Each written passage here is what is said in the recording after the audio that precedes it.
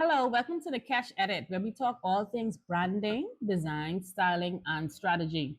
I am your host, Keisha, fashion merchandiser, brand designer, and retail space planner who believe that a logo speaks for you before you even say a word. And on today's episode, our first episode, we're going to be talking about brand identity, specifically the power of the logo, how it is your brand's handshake, your first impression, it is your silent spokesperson, and it shouldn't just be a cute graphic design.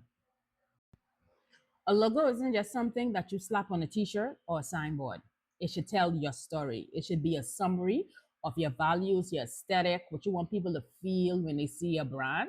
Because if you think about it, when you think about the Nike swoosh, you don't just think check mark. You think movement, performance, ambition. And that's what a strong logo does. It creates meaning beyond the shape. Now let's talk color because the color choice can make or break your message. Let's go with blue. Blue is calming, it's trustworthy, and that is why brands like Alive they use it with a mixture of innovation and reliability. I mean, PPL have blue, PTC have blue. Didn't they talk that through first? Anyway. Then we have red. Red is bold, high energy. We see that with Bamboo Shop, and they're writing red. Oh, there. You know, flavorful, when you think red. And then we have colors like gold and beige. That's, luxury. That's elegance, and we see that with Bahari.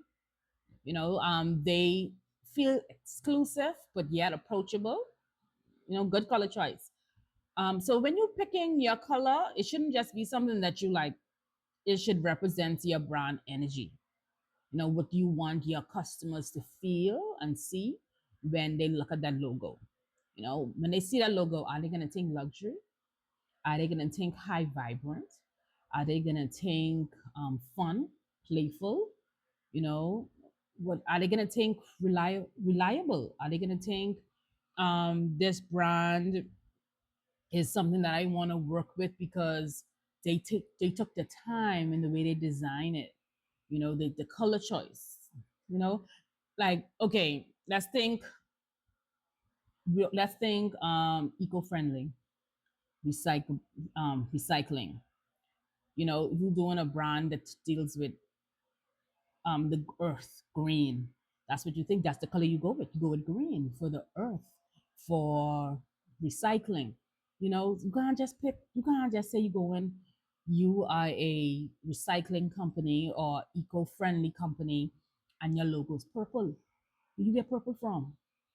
Things like that. You got to think about the color. You can't just go off key. Just think about when you pass in. Who's a preschool? We're doing a preschool. Children like colors. Children need bright colors. Why would the preschool everything be in gray and neutral tones? You don't go see a bunch of neutral tones on the poster and on the front because it's supposed to be bright and playful.